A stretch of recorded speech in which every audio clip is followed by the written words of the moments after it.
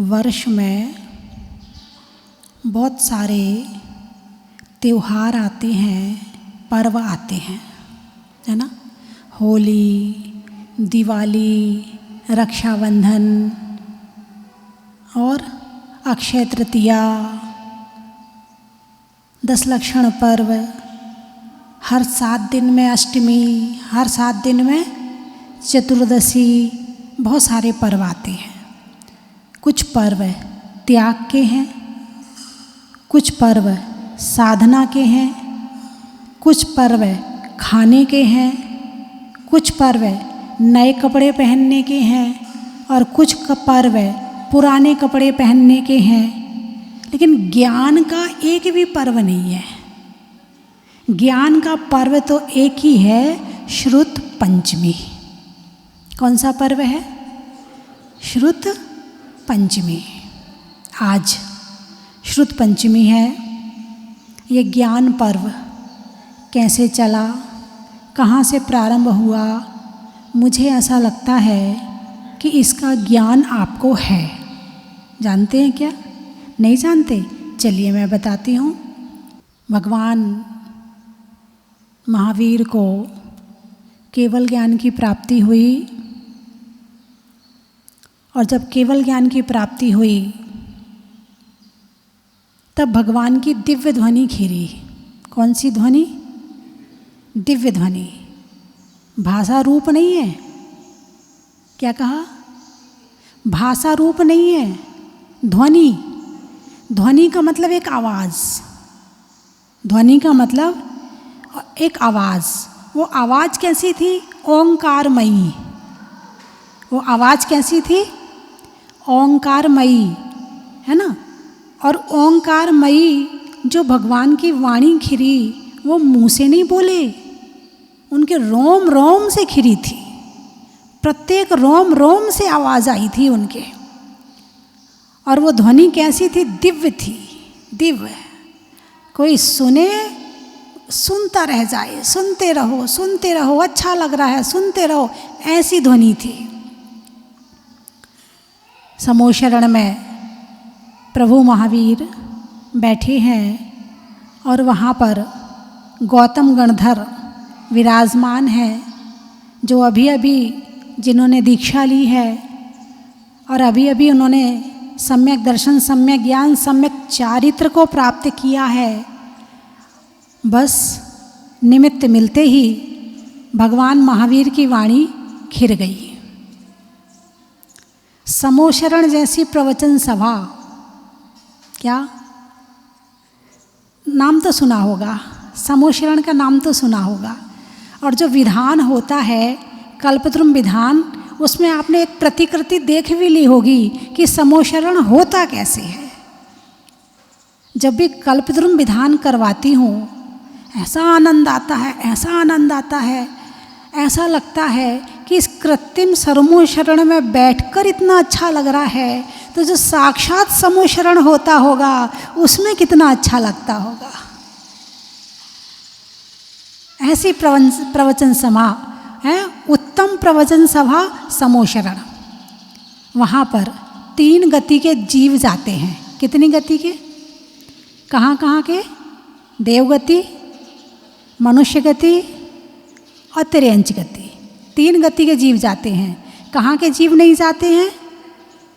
नरक के जीव नहीं जाते हैं। तो जो ये मंदिर है ना, ये समोशरण का प्रतीक है। किसका प्रतीक है? समोशरण का प्रतीक है। तो यहाँ पर भी 3 जीव में से मनुष्य तो आते ही आते, ज्ञान पूर्वक आते हैं। देवता भी ज्ञान पूर्वक आते हैं। त्रियंच ज्ञान पूर्वक यहाँ नहीं आ पाता है, क्योंकि अब उतना ज्ञान, उतनी उनका क्षेपक्षम नहीं है। किसी किसी का रहता है लेकिन कम है। जितना भगवान महावीर के समोशरण में रहता है उससे कम है। अब मान लो यहाँ चिड़िया आ रही है, तो चिड़िया को ज्ञान थोड़ी है कि हम मंदिर जा रहे हैं। उसे तो चावल मिल रहे खाने के लिए, वो इसलिए आ रही है। मान लो यहाँ कभी मंदिर में छिपकली हो, कभी चींटी हो, तो उनका उद्देश्य क्या है आने का? बस वही खाना पीना। तो ज्ञान पूर्वक कौन आया? मनुष्य आया और देव आए। कौन नहीं आया? नरक के जीव नहीं आए। कौन नहीं आया? नरक के जीव नहीं आए। इसका मतलब जो मंदिर नहीं जाता है वो, नहीं, मैं नहीं कह रही, आपने कहा है, आपने कहा कि वो नरक का जीव है, मैंने नहीं कहा है। इसलिए भगवान के दर्शन करने मंदिर रोज जाना चाहिए और ये मानना चाहिए कि हम भगवान के समूह शरण में आए हैं। बस अंतर इतना ही है कि उस समूह शरण में दिव्य ध्वनि खिरती है और इस समूह शरण में प्रतिकृति विराजमान है। इनको देखकर हमें ज्ञान अंदर से जागृत करना होता है। इनके दर्शन से हमें अपने अंदर ज्ञान की ज्योति जागृत स्वयं करनी होती है। वहाँ भगवान कर देते हैं, यहाँ थोड़ी मेहनत हमें लगती है। तो जब भगवान महावीर ने उस दिव्य ध्वनि के माध्यम से सारा आगम दिया, सिद्धांत, आगम, व्यवहार, यंत्र, मंत्र, तंत्र, ज्योतिष, आयुर्वेद, जितना भी संसार में ज्ञान है सारा भगवान महावीर की वाणी में आया है। सारा भगवान महावीर की वाणी में आया। भूगोल, खगोल सब भगवान महावीर की वाणी है। आप तिलोय पणत्ती उठाकर देखो, पूरा भूगोल है। एक एक चीज़ की पूरी गणना है कि क्या चीज़ कितनी बड़ी है, क्या चीज़ कितनी बड़ी है। आप करुणानि योग उठाकर देखो, कर्मों की एक बारीक बारीक चर्चा है कि कर्म कैसे आते हैं, कैसे बंध को प्राप्त होते हैं, कैसे उदय आते हैं, कैसे निर्जरा होती है, कैसे संवर होता है। एक एक चीज़ उसमें लिखी हुई है। तो भगवान महावीर ने दिव्य ध्वनि के माध्यम से ज्ञान दिया, यानी कि वहाँ पर मुख्य श्रोता राजा श्रेणिक थे। कौन थे? हाँ, वो प्रश्न करते थे और भगवान महावीर उसका उत्तर देते थे। भगवान महावीर उसका उत्तर देते थे। उन्होंने 60,000 प्रश्न किए। कितने? 60,000 प्रश्न किए। जितना आगम, जितने शास्त्र आज हमें दिखाई दे रहे हैं वे सारे के सारे उन 60,000 प्रश्नों के उत्तर हैं। फिर उस समय बुद्धि इतनी अच्छी थी, ज्ञान का क्षयोपशम इतना अच्छा था कि भगवान महावीर ने कहा सबको याद हो गया। एक बार सुनते थे और याद हो जाता था। फिर उन आचार्यों ने अपने शिष्यों को सुनाया तो उन्हें भी याद हो गया। फिर उन आचार्यों ने अपने शिष्यों को सुनाया, तो ऐसे मौखिक में चलता रहा। लेकिन जब समय घटने लगा, पंचम काल का प्रभाव बढ़ने लगा, तो गुरुजी ने जो कल पढ़ाया था, शिष्य से पूछा कि बताओ कल मैंने क्या बताया था। तो शिष्य बोला, गुरुजी मैं भूल गया। तब आचार्य को चिंता हुई कि अब ये आगम बुद्धि से लुप्त होने जा रहा है, इसे लिपिबद्ध करना आवश्यक है। आचार्य धरसेन ने एक आचार्य के पास में समाचार भेजे कि मुझे 2 योग्य शिष्यों की आवश्यकता है, आप उन्हें भेजिए, मैं आगम लिपिबद्ध कराना चाहता हूँ। उनका समाचार पाकर वहाँ से 2 शिष्य चल पड़े, जिनका नाम था पुष्पदंत और भूतबली। रात्रि में आचार्य धरसेन को स्वप्न आया कि 2 बैल बहुत सुंदर भव्य दौड़े हुए चले आ रहे हैं, दौड़े हुए चले आ रहे हैं। स्वप्न से उन्हें ज्ञात हो गया कि जो शिष्य आ रहे हैं वो योग्य हैं, वो आगम को लिपिबद्ध कर पाएंगे, वो अच्छी तरह से सारा कार्य कर देंगे। इस बात का ज्ञान उन्हें हो गया। स्वप्न एक बहुत बड़ा विज्ञान है। स्वप्नों के माध्यम से बहुत कुछ पता भी चल जाता है। भाई कुछ स्वप्न तो ऐसे होते हैं कि जो दिन भर काम करते हैं वो ही आते हैं, कुछ ऐसे होते हैं जो संकेत वाले होते हैं। सारा शास्त्र में लिखा है, स्वप्न विज्ञान में, कौन सी तिथि में कितने बजे देखा गया स्वप्न फलदायी होता है या नहीं होता है, कैसा होता है, ये सब उसमें लिखा हुआ है। और वो तो ज्ञाता थे, आचार्य धरसेन स्वामी तो ज्ञाता थे। अब उन्होंने जैसे शिष्य आए, नमोस्तु किया, तब फिर थोड़ी सी परीक्षा तो लेनी थी ना, तो दोनों को एक एक मंत्र दे दिया और एक मंत्र में अक्षर कम कर दिया और एक मंत्र में अक्षर ज़्यादा कर दिया। बोले जाओ इस मंत्र को सिद्ध करके लाओ। सिद्ध करने बैठे। ध्यान की एकाग्रता अच्छी थी, ज्ञान अच्छा था, ध्यान अच्छा था, तो बड़ी जल्दी वो विद्या सिद्ध हो गई। और उस मंत्र से संबंधित जो देवियाँ थीं वो सामने उपस्थित हो गई। लेकिन एक मंत्र में एक अक्षर कम था तो देवी कानी आई, और एक मंत्र में अक्षर ज़्यादा था तो देवी के दांत बाहर निकले हुए थे। तो दोनों मुनिराजों ने देवियों को देखा, कहीं ना कहीं कोई कमी तो है, मंत्र में कमी है। तब उन्होंने मंत्र को सुधारा, फिर से साधना करी, सर्वांग सुंदर देवियाँ उपस्थित हो गई। लौट कर के आए गुरु के पास, गुरु जी आपने जैसे सिद्ध करने कहा था ये देवियाँ सिद्ध हुई हैं। गुरु ने देखा, अरे मैंने जो कम और ज़्यादा करके दिया था वो इन्होंने स्वयं ही सुधार लिया। इसका मतलब शिष्य योग्य है। अब मुझे इनके द्वारा आगम लिपिबद्ध कराना चाहिए। उन्होंने आगम लिपिबद्ध कराना शुरू किया और उसके बाद उनकी समाधि हो गई। आज का वो दिन है कि जिस दिन षटखंडागम ग्रंथ जो हमारा मूल ग्रंथ है वो लिख करके पूरा हुआ था। इस कारण से श्रुत पंचमी पर्व मनाया जाने लगा है। इसके पहले पंचमी तो आती थी मगर श्रुत पंचमी नहीं होती थी। लेकिन जब से षटखंडागम ग्रंथ पूरा हुआ है तब से ये श्रुत पंचमी महापर्व प्रारंभ हो गया है और बड़ी खुशी के साथ आज के दिन बड़े बड़े ग्रंथों की पूजा की जाती है। 11 अंग 14 पूर्व की पूजा की जाती है, षटखंडागम ग्रंथ की पूजा की जाती है, जुलूस निकाला जाता है, ज्ञान दान दिया जाता है। क्योंकि इंसान के जीवन में यदि उसको सुखी करने वाली कोई चीज़ है तो वो कौन सी है? गाड़ी, बंगला, कोठी, अरे हाँ तो बोलते जाओ, अच्छे कपड़े हैं, परिवार, अच्छा भोजन, क्या सुखी करता है? एक परिवार के पास बढ़िया कोठी है, बढ़िया वाली गाड़ी है, बढ़िया कपड़े हैं, खूब सोना चांदी है, सारे सुख के साधन हैं, मगर बुद्धि खराब है। अरे बोलिए ना, सुख मिलेगा? नहीं मिलेगा। क्यों? सुख भोगने का जो साधन था वही खत्म हो गया। भाई किसके माध्यम से सुख महसूस किया जाएगा? ज्ञान के माध्यम से।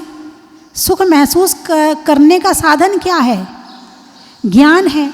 और ज्ञान ही ना हो तो घर में सारे साधन पड़े रहें, किसी काम के नहीं है। इसका मतलब इंसान के जीवन में यदि सबसे ज़रूरी कोई चीज़ है तो वो क्या है? ज्ञान है। तो हमें क्या इकट्ठा करना चाहिए? क्या इकट्ठा कर रहे हैं? अरे बोलिए ना, ज्ञान के माध्यम से धन आता है कि धन के माध्यम से ज्ञान आता है? बोलिए, धन किसके माध्यम से आता है? ज्ञान से आता है या ज्ञान कैसे आता है? प्रभु की आराधना से, प्रभु की भक्ति से, हैं, साधना से, उपासना से, त्याग से, उपवास से, व्रत से, संयम से, दान से, और सबसे बड़ा यदि साधन है तो स्वाध्याय से। किससे ज्ञान आता है? स्वाध्याय से। आप 4 लोगों के बीच बैठ जाएं, वो अपनी रामायण पूरी सुना देंगे आपको, लेकिन आप नहीं सुना पाओगे। क्यों? आपको पता ही नहीं है कि जैन धर्म के परम पद्म पुराण में राम का क्या वर्णन किया है, रावण का क्या रोल है, उसके 10 सिर थे कि नहीं थे, हनुमान की पूंछ थी कि नहीं थी, आपको कुछ पता ही नहीं है क्योंकि आपने स्वाध्याय नहीं किया है। और ये जीवन मिला, इस जीवन में हमें सब कुछ मिल गया, मात्र ज्ञान नहीं मिला तो बेकार है ये जीवन। यदि आपने ज्ञान नहीं किया तो सब कुछ पाने के बाद भी मामला जीरो है। और यदि आपने ज्ञान कर लिया, धन कम होगा सुख मिल जाएगा, स्वास्थ्य कम होगा तो भी सुख मिल जाएगा, मकान छोटा होगा तो भी सुख मिल जाएगा। कब? जब ज्ञान होगा। अच्छा बताओ, यदि बाहर की वस्तुओं से ही सुख आता तो भगवान महावीर के पास किस चीज़ की कमी थी? बोलिए ना।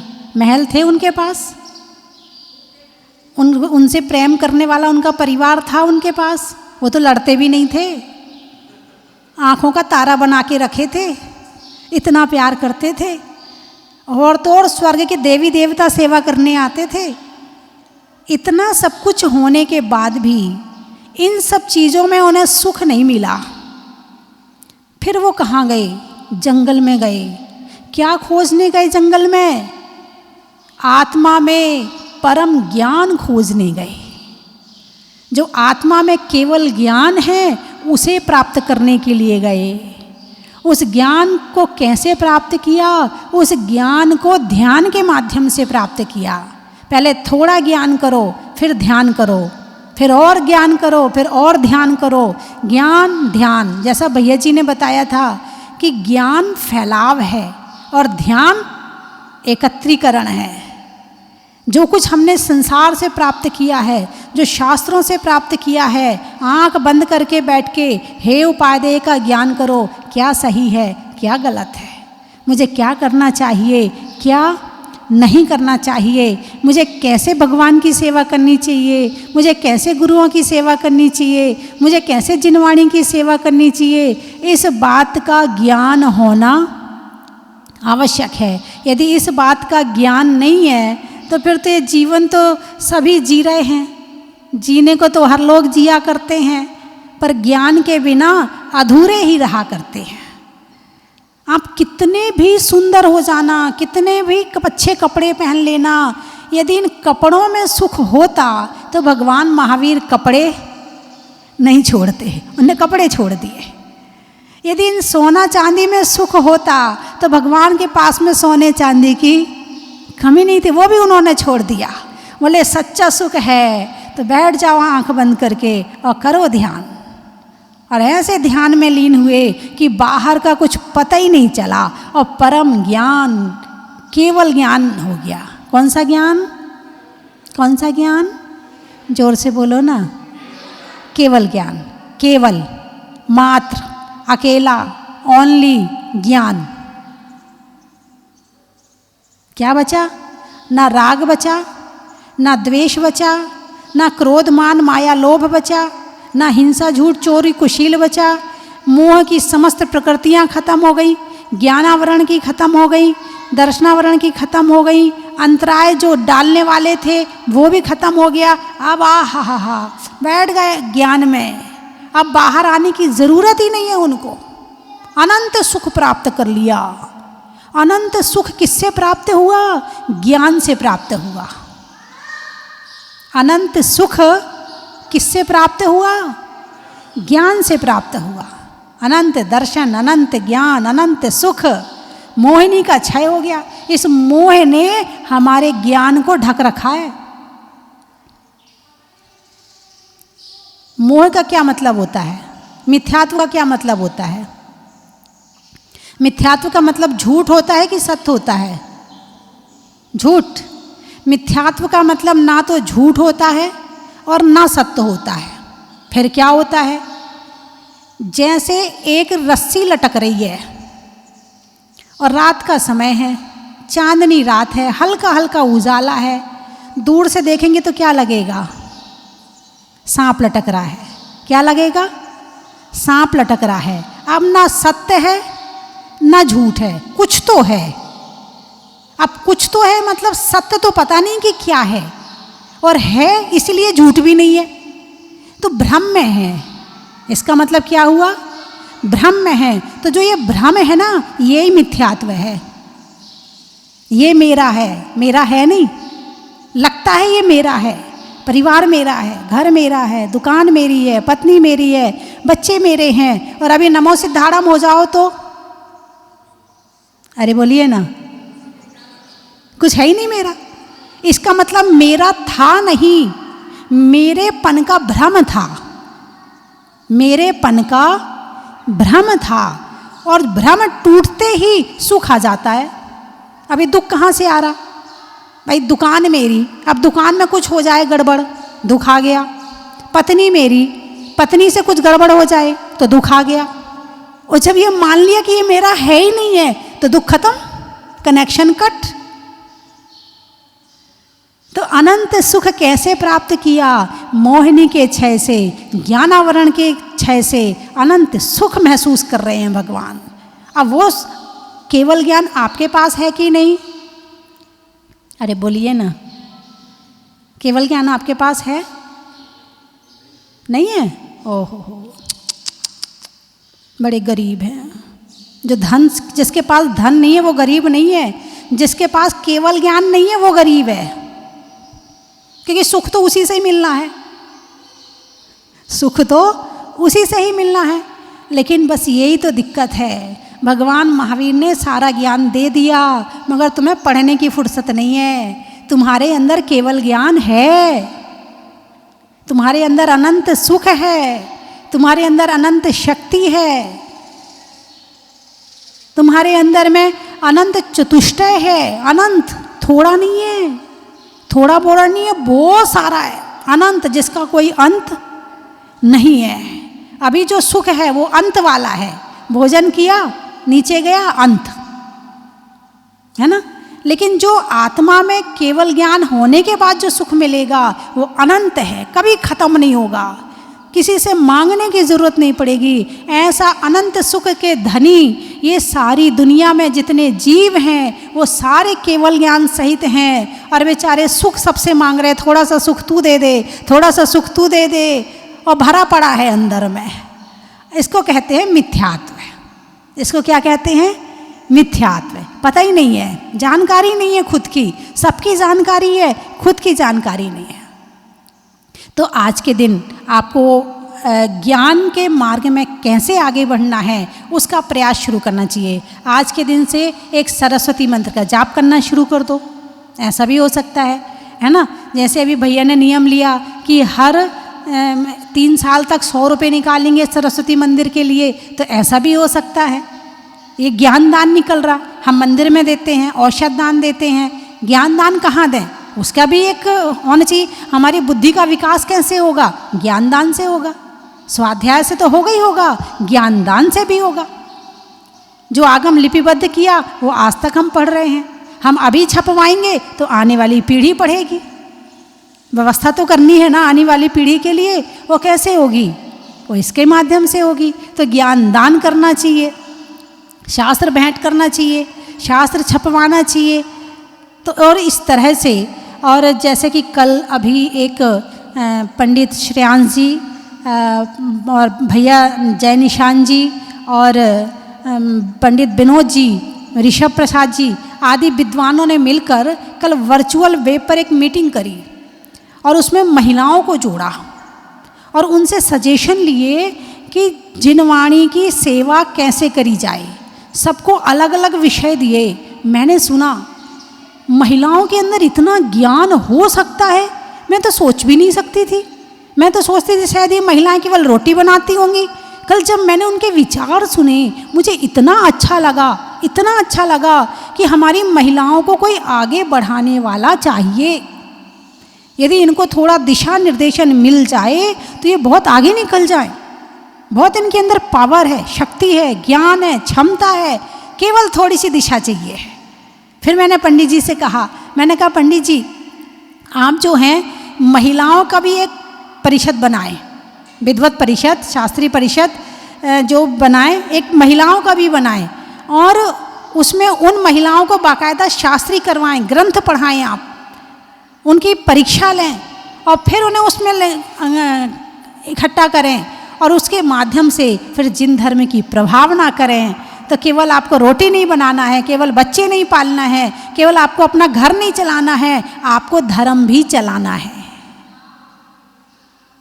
क्या कहा? हाँ, यदि हमने धर्म को छोड़ दिया और बाकी सब चला दिया, बेकार है। चलाया ना चलाया बराबर है। चलाने को तो एक चिड़िया भी अपने बच्चों का पेट पालन कर लेती है, वो भी अपना परिवार चला लेती है, तुमने भी चला लिया, कौन सी बड़ी बात है। लेकिन नहीं, धर्म की परंपरा को कैसे आगे बढ़ाएं, इस बात का ज्ञान होना और उस पर अमल करना और फिर करना। आप स्वयं देखना, आपको आत्मा में इतनी खुशी मिलेगी, इतनी खुशी मिलेगी, आप करके देखो तो सही। जो महिलाएं पाठशाला पढ़ाती हैं, जो लड़कियां पाठशाला पढ़ाती हैं, एक संतुष्टि रहती है मन में कि हाँ हम कुछ कर रहे हैं। बर्तन मांजने के बाद संतुष्टि आती है? नहीं आती है। रोटी बनाने के बाद नहीं आती, खाना खिलाने के बाद नहीं आती है। लेकिन ज्ञान करने और ज्ञान देने के बाद में जो संतुष्टि आपको मिलेगी, वो लाखों रुपए खर्च करने के बाद भी नहीं मिल सकती है। तो इसीलिए आप लोग ज्ञान के मार्ग में आज से प्रारंभ करें कि ज्ञान के मार्ग में आगे बढ़ना है। स्वाध्याय के माध्यम से स्वयं पढ़ें, पढ़ पढ़ के अपने बच्चों को सुनाएं। शास्त्र पढ़ेंगे, छोटे छोटे बच्चे होते ना, वो कहते कहानी सुनाओ, कहानी सुनाओ। अब आप सीता सती की कहानी आपने पढ़ी नहीं, क्या सुनाओगे? मैना की पढ़ी नहीं है, क्या सुनाओगे? सोमा की पढ़ी नहीं है, क्या सुनाओगे? आप सुनाओगे तब जब आप पढ़ोगे। तो आप स्वयं पढ़ें और आपके पढ़ने से आने वाली पीढ़ी अपने आप संस्कारित हो जाएगी। इसलिए आप जैन धर्म की किताबें, जैन धर्म के शास्त्र अवश्य पढ़ें। बारिश में नमी का, रहने के लिए जमी का और आश्रुत पंचमी का, कर्म के हरने का, त्याग के वरने का और ज़्यादा से ज़्यादा ज्ञान करने का, भव से तरने का, त्याग व्रत को वरने का और ज्ञान की प्रभावना करने का, शरीर में जान का, रहने में मकान का और करने में सम्यक ज्ञान का, करने में ध्यान का, तलवार में म्यान का और प्राप्त करने में केवल ज्ञान का, सब्जी में जीरा का, रत्नों में हीरा का, तीर्थंकरों में महावीरा का, जेब में मनी का। क्या सही बोला मैंने? जेब में मनी का है और पंच परमेष्ठी में मुनि का। मनी और मुनि एक मात्रा का अंतर है। मनी को छोड़ोगे तो मुनि बन पाओगे। जेब में मनी का, पंच परमेष्ठी में मुनि का है और भगवान की दिव्य ध्वनि का, गणित में करण का, गणित में करण का, त्याग के वरण का और भगवान के समोशरण का, अनाज में दाने का, इनाम में पाने का और भगवान महावीर के धर्म को आगे बढ़ाने का, बाल कटाने में नाई का, घर में ताई का और आने वालों में निवाई का। बेंगलोर नहीं होने में बोर का, बच्चों में शोर का और आने वालों में बेंगलोर का, गाने में सुर का, नृत्य में नूपुर का, आने वालों में सवाई माधोपुर का। ककोड़, ककोड़ हैं, वृक्षों में बड़का, बड़की, जड़ का और आने वालों में ककोड़ का। सैदरिया है, पानी के लिए दरिया का, पानी के लिए दरिया का, गाँव में हरिया का और आने वालों में सैदरिया का। बोले 24 भगवान की